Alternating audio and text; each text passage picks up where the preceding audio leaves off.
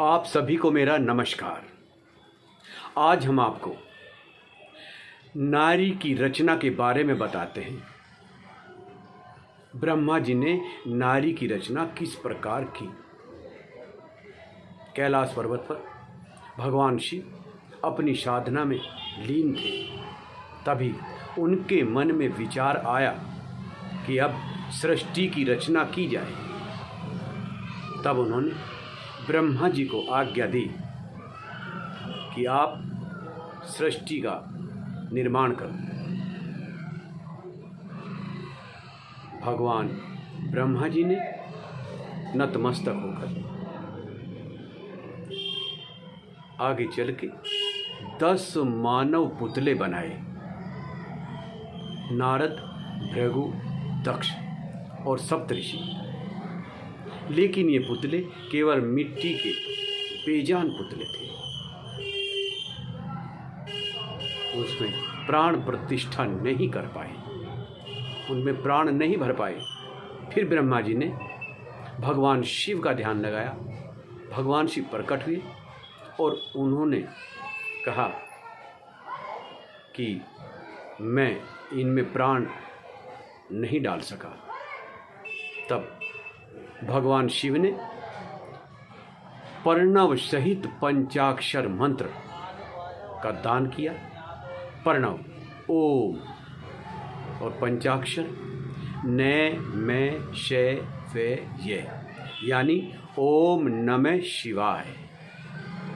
जैसे ही ओम नमः शिवाय ब्रह्मा जी ने 10 मानव पुतलों के कानों में डाला, तब वे जीवित हो गए, जागृत अवस्था में आ गए और तप करने के लिए वनों में चल दिए। इसी प्रकार ब्रह्मा जी ने फिर 100 मानव पुतले बनाए। इसी तरह उनमें भी प्राण भरे। आकाशवाणी हुई कि आप मैथुनी सृष्टि की रचना करो।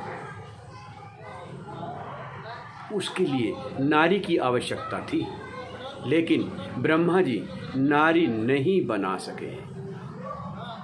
बहुत प्रयत्न किया लेकिन नारी नहीं बना सके। तब ब्रह्मा जी ने माँ पार्वती और शिव दोनों का ध्यान किया। फागुन महीने की शुक्ल पक्ष की द्वादशी के दिन माँ पार्वती और भगवान शिव अर्ध नारी नर रूप में प्रकट हुए। बाएं अंग से माँ पार्वती बाहर आई। ब्रह्मा जी ने प्रणाम किया और कहा कि माँ, मैं नारी की रचना नहीं कर पाया। तब माँ ने अपने भौं के मध्य भाग से एक शक्ति का प्रादुर्भाव किया और ब्रह्मा जी को दी। तब ब्रह्मा जी ने नारी की रचना की। यहाँ पर उन्होंने माँ पार्वती से एक वचन भी लिया कि आप मेरे बड़े पुत्र दक्ष की पुत्री के रूप में अवतरण लेना।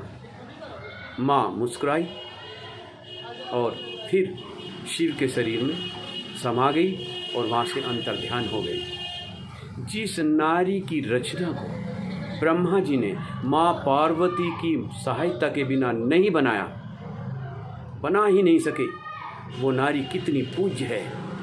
तभी तो हमारे धर्म ग्रंथों में, वेदों में, पुराणों में, उपनिषदों में ये स्पष्ट लिखा है, यत्र नार्या पूजन्ते तत्र रमन्ते देवताः। जहाँ नारी की पूजा होती है, सम्मान होता है, वहाँ देवताओं का वास होता है। इसलिए तभी तो माँ जगदम्बे के रूप में, माँ सरस्वती के रूप में, माँ लक्ष्मी के रूप में, माँ अन्नपूर्णा के रूप में, विभिन्न रूपों में नारी की पूजा होती है। लेकिन आजकल नारी अपनी इस शक्ति को लगभग भूलती जा रही हैं।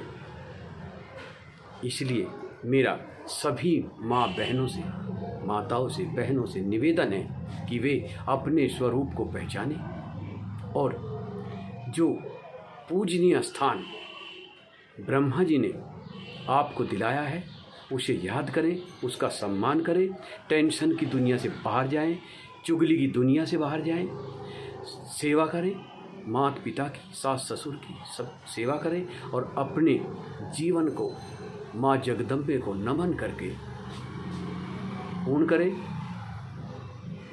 इसी आशा के साथ मैं आपका धन्यवाद देता हूँ कि आपने बड़े ध्यान से मेरी पौराणिक कथा को सुना। आपका बहुत बहुत धन्यवाद।